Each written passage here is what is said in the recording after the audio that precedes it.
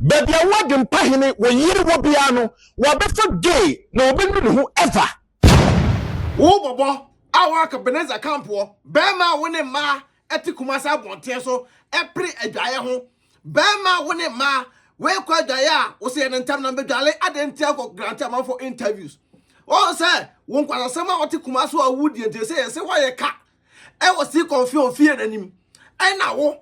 Usoli a wedru ho na was mani age sema hu ha mani age sema hu ha na sa branch ni wo na wawu na make kan wasem no na sa wo bobo no woni mu be say me come from day one no o say me start ma obi adin but wo na de baaye o say obo abra usu afi do sa dwen fam me again bobo wo o say mo kon sa wi ase a yesi bobo yi je bia no je sa papa no na ahonya fe na ohwene no emunya kama o say pio bobo je nsa pio bobo je nsa o say pa petese ase ase and so no one man na fa oyam abotole what say wo me den tatie be wura hwenim yen go tie kwasam panyin no ansem bi obeka fa adwempan no na me bo no asem se na be ya Ghana fo no bi betim ase we bronya vibes na me de ma wo ne wie bronya na bobo me bo trum amon say yes sa trum die no akabeneza and the start wo so eni se ka gay etisa wo na ko be ware wa ya mfonso na wo yire ntirase na wono ankasa ehwehwe ne ho na won hwehwe de wo yese gay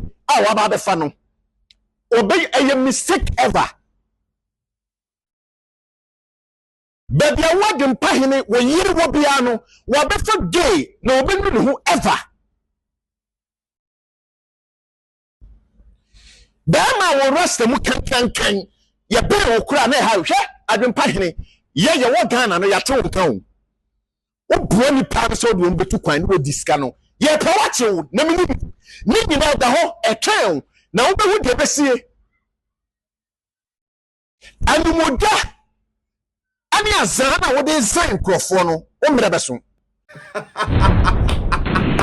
masre amasika e brugu se pro wobo on say that be army Adwenepahene me kan okra kire nipa na I want to say fio to mutumi antena wangasa no won krofo na wo no manam no ana efra me ka kire Adwenepahene say kwasempanyin we jano na ono wangasa no no be ka kire Adwenepahene say wo ho bon no bobo ben ya e di impose betin na atena bobo ne motom kan eso say me no Adwenepahene me nim nyansa ntino da bia me ba ade wo be ma no ho no me fa nto hu but se wo chimi tra so a na ma take no one or two bia nyo bi mpo na aka kire me na me da bo because wo bobo ya ojira ho yi ye nkomode ejina ho na eyi wo jina ho a nkomode mpo ho ofe eseno bobo da bia me ka kire wo se me Adwenepahene fa ho ncha wo da ana ye ka spiritual sa spiritual na wo kan ye si obi afom kwa wa obi so afom kwa e wasene no wanga se wo so wa suppose ho wonum nsema wo kai na kire se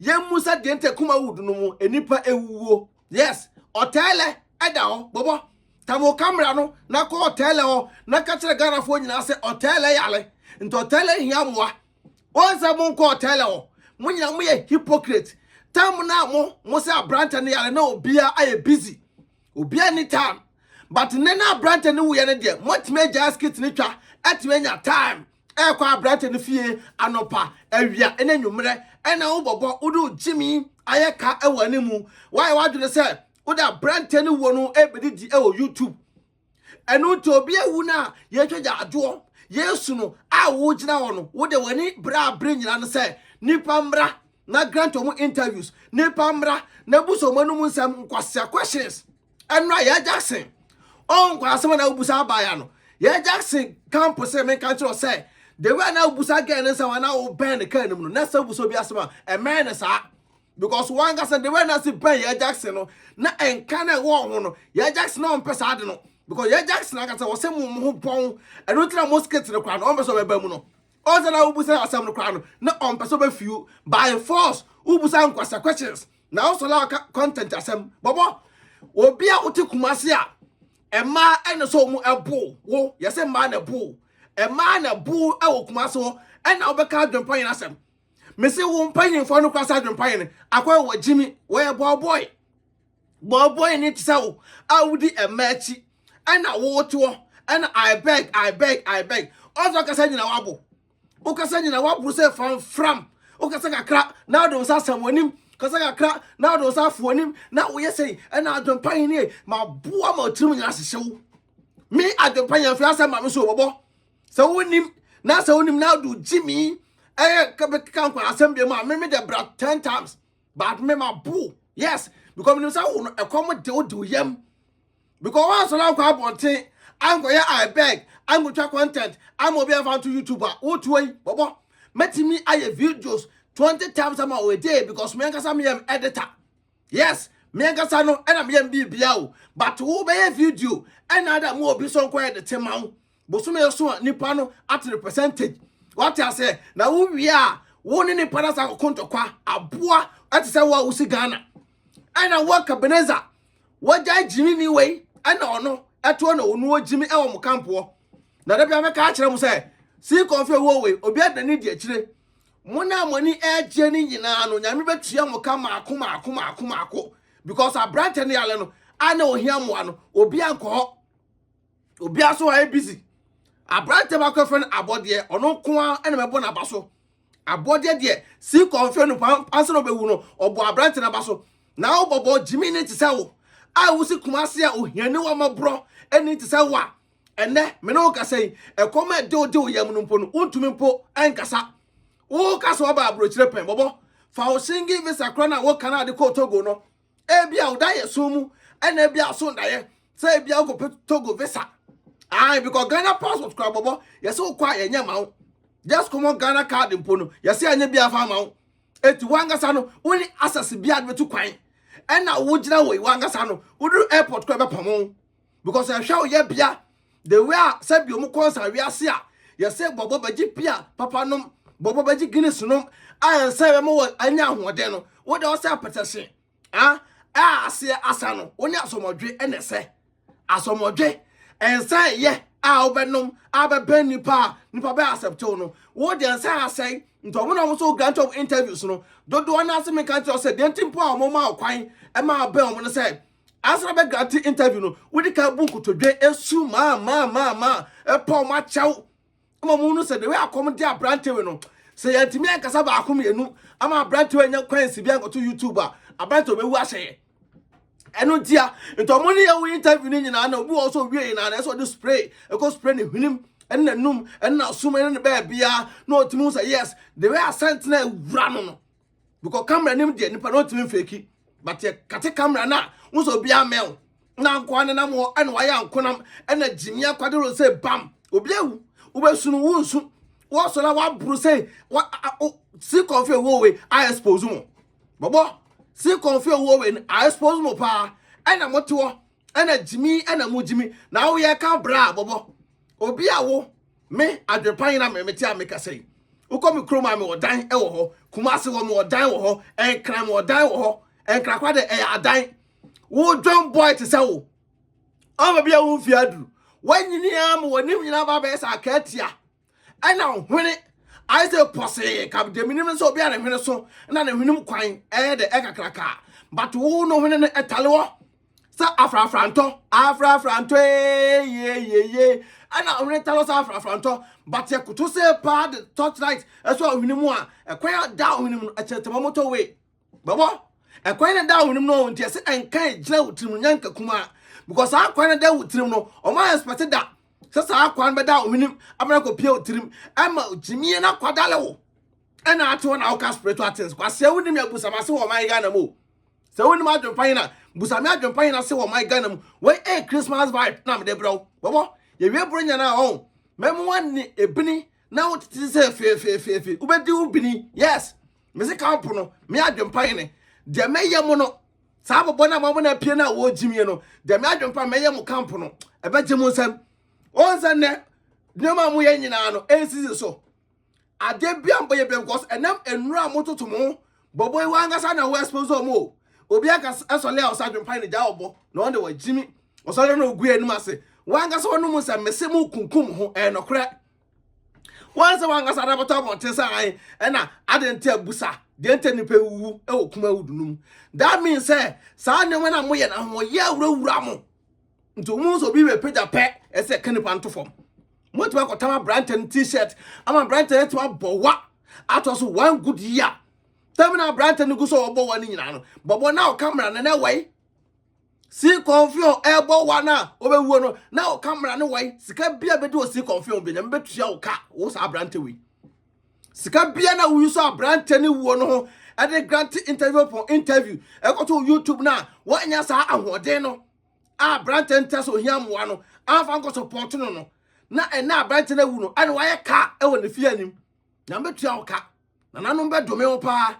Because me Adwenepahene no bebe no kreda enam de to be ma wo gire wo wahi why say ayi ka na say ayi aboa bia oni din wanom nsa petasian ase awie apetasian ase asai aye de ma so Adwenepahene wanom no mpo no wanom asai na tekumase na wo ema bi so mbe bo pa sa ma na on pese mo taskit ne bia wo se wo be daada o mo do makwa kabeleza ho a na pese o no mo da no on so mo so mbe bo on ba boa wro ho e do kwete don abrame Adwenepahene ne ye ba bia agro no be kwakọ wie wo bobo ada me ye social media no so no wanga sa me se me bo spiritual asa bo physical amo hu se bia so be tabro kire mfa boma no kwase wo te Ghana atesi unum ana gyimi akwadalo me akroma kura me te so no me nto aircon bobo me mento air condition aircon natural aircon kwase obi a okoto aircon ekoto a light and say what menya aircon e dey wura dem baby adam po ese fine po bi mo ho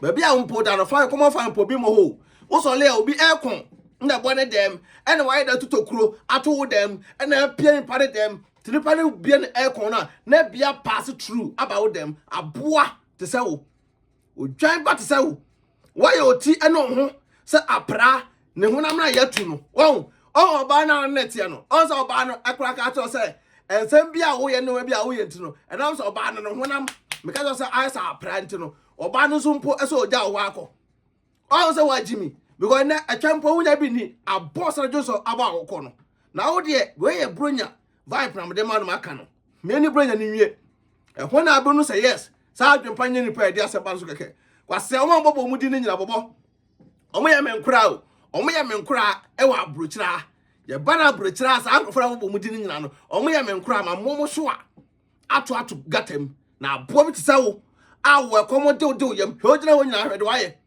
wa draw sa skeleton e na ojina wo e na ye hunu ne ye fa wo nye wo sole ya na gyimi kwasesem na akasa so bi ba aboto kan kwasem da be ne waye interview okenya nsem da wo interview aye bia gyimi interview nko a to so obu so obi asema ne nipa ne pamo ubuso bia se ne pa na pamo ya hwen gosi na sia so weta ni obi atwa na interview bi ma wa wunim nya asa bia no nko gira kwa we anim so grant wo interview aje obi a wo no adweno no asa de cruise aginam na wo ko gira sa akwasa panyin we anim wo hwe we ya ne pa we ya ugira no ho a na me fresh boy kama te same amabo me bra wo abo bi te sa wo ya na nipa bi wo ya na pese be fi omo but ya na kwasa bi se no akabeneza epusu no na asa mba bono ma akabeneza no nu se omo ya nchine mpo ma yirem next time you go respect Adwenepahene utisa pam president wate aboa wa nim se dan chamachi wasemi te sa wo bobo mbodin sai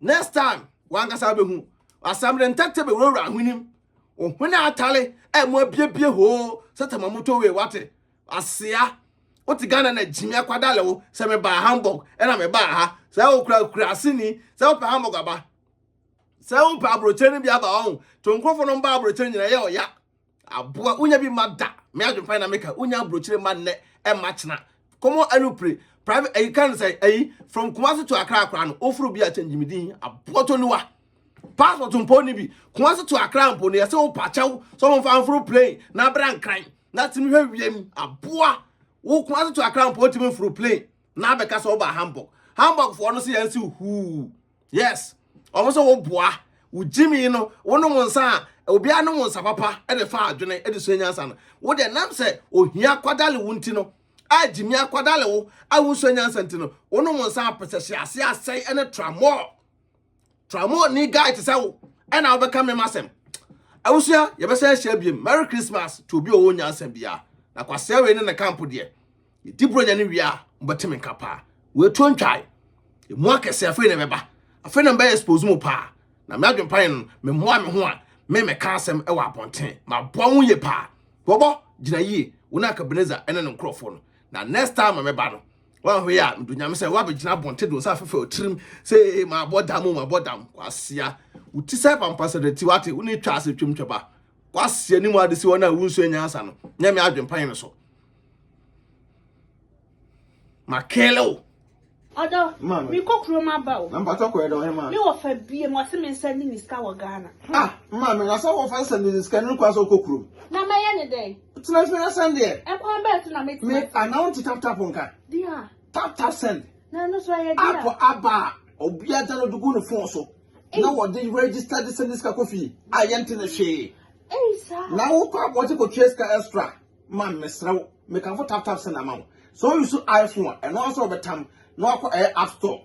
No download the Google phone so. Android phone so. No Google Play. No download the Google phone so. Mister, and I will send the so Mister or first transaction ben. What's all we have promo code? No so about Adwenepahene. Hey, Adwenepahene at the good. Yes, in Timpacho. Uboguma. Who Europe on the 5 euros free. free. Ah, before the same party for. Some can put tap send at amount. Oh, America to soon Canada dear. Hey, ma'am, $10. To Miss Now, man, how about one for say, and quite wanting to be a so pay. Maxi. Pacho, who piano no echo. Some come quite wanting them. Download this year to the fee in Pacho, not relaxing. No one's in Pio Quaponte. Be me who said, No Quaponte. Mammy, now, dear, I am the company say, first one almost a credit card and come on. And that dear tap Paula Mantemos at the Canfor, be more mobile. Was it who shoot no more bank card, who to register as a list of assem debt. I tell you, Yatid, to tap a bar, I'm a here for, say, I send this can call Ghana. Now, wait, no so a come, dear mamma. Miss Snow, make a farmer, also when you are and may know about the power and tentum to Miss Row promo code the book in Adwenepahene. I know 5 euros free. I know more Canada soon in US and so $10. Oh, say all day. I am a idea for the only I ain't a tap here, come on. Hey, tap send Abusia, red to Mohene. Auntie is in from you. Hello, Auntie is more we POP no. And the TV unit no. Na few painting no swear. Hey, and the company near come and ask for enterprise now. And who pictures was a name? Okay, my mission. Hey, wow. I didn't ever say. I couldn't me feel look at come and ask for enterprise. Hey, wait a minute, could do 1,000 sister. The minister there, Neda was as a nice boy enterprise. I don't pay the POP if you paint in the other man. He until senior made shit out where the woman nice boy enterprise. Why you fear they come apart? No come sister. Bra, what drew Hanum? Okay, and show bedroom our own. Or maybe a POP no. I must send you pictures. Yeah, and then time for pictures in the batch and I'm them poor call pet them. Sa, I have a Mr. Fabrem, yan and tem, too many kawaii, and I made a mature original hair chair. Why? Hey, sister. Yeah, me come to POP in the way. Ah, sister, so to and that's boy enterprise, sister. Me so POP in the party. Sister, T, what the POP no share and a POP and no my TV set no so. TV set no so. Now kitchen no so. Kitchen no so. Sister. No my if you want to be and that's boy enterprise. Usi fie na person me POP ma wa and that's boy enterprise we you POP amount. Almost a TV unit account. Almost to your house na. And that's boy best your kitchen amount. And that's boy assign I do windows assign wo da nim glass na window no come yeah sister. What to type open. Normal estimate na o me mo to 70%. Yeah so be sika na we dey o mo number ne go screen so e twagu no. Omo number ne guso etwa nti mesra Anasbo enterprise and oba kira omo say Adwenepahene TV na say be POPs di omo ye POPs working con POP working con na ni ade de wom Anasbo enterprise o charge wi a ono an kofa na neoma efiri baabi abuchire e de ba Ghana. Wow na omo sa no afo na go PO ami hwe POPs we na sister mesra wo dan na wusi no Mr. Onye mistake for come and ask for enterprise. Baby, I show kitchen, TV set, BBR, wow, POPs, large system, BBR, or Messiah after glass. Now, windows will be effect. Sister, and ask for enterprise there, Mr. Oh, King Kong. Dream can I may have a catcher on Mr. Mammy and I'm the from the Oka Edima Riff. Adwenepahene, when your discount come. Oh, and ask for enterprise. Oh, yeah, King Kong. Sister, not going to pay me say, Rank, come about. I am not so me. Me say, my bush for frame and no ya catch me say. Me dana me boss 1 month ago no. And you go. I would know who's in the Ghana no. Me say, And you know, my and I boss said one for company, papa. Company never now for sister. I don't want Destiny Roofing and Steel Trusses anchor. Destiny Roofing and Steel Trusses, almost Ghana, sister, a band down so border number 1. And almost sign a border so a 30 years warranty. 30 years. Now we can unique Destiny Roofing and Steel Trusses, the common as I could pass our boss amawu. And a tea or move a border and so free estimate. Free estimate. And no more dance or more boss of Emma say Kimwa, almost soon dear. Sister, and almost say soon ya. And we are almost send a drum and say pick up, and pro. And can come for Roma and Pronya. No, what I brought you and I walk off a carpenter, and you or say and quan check about dance. Wabra Destiny Roofing and Steel Trusses, oh, sister, Mr. Who drew a class a pet. Who caught a cancer pocrasse. I'm a mole Canada Johnson. A crapocrasse, ya. I'm a mole Canada Johnson. Who drew our super Destiny Roofing and Steel Trusses, sister, or me to car for a free estimated amount. Or be a table richly. And now for carpenter no search, sister, Mr. Me can't for the amount until we didn't harm cry. It was all boca, and yashi, but Destiny ever jonqua. Destiny ever more bibiato, was a open set, open estimator, or who Nti dini Adwenepahene TV na say Likee TV. Obo say di we chiro my sister. O ma tro mo ase asho kama. Na obi a o table chira boka si dan. E na won ko for Destiny Roofing and Steel Trusses e mo da so. Sister me kan for da ma o. E ha ho kra.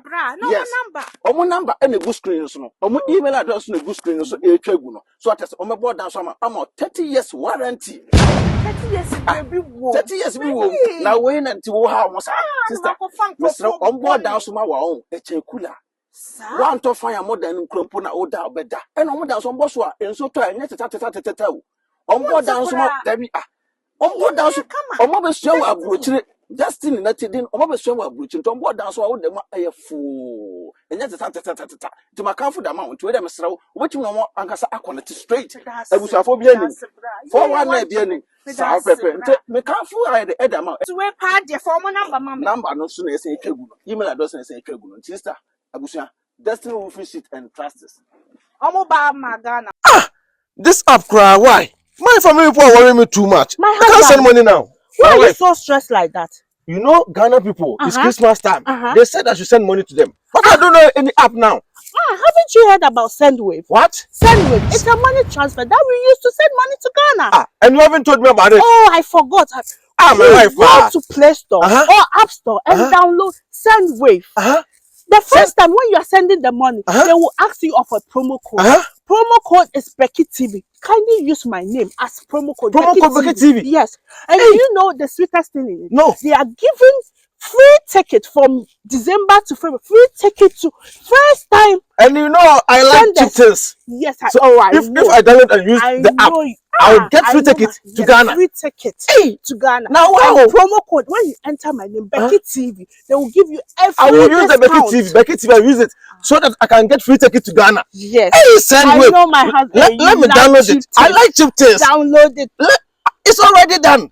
I have added my bank account. Wow! Sendwave. Oh, the percentage is there. Hey, so it's true. It's true. Thank you very much, my wife. Sendwave. I will say, it's the best.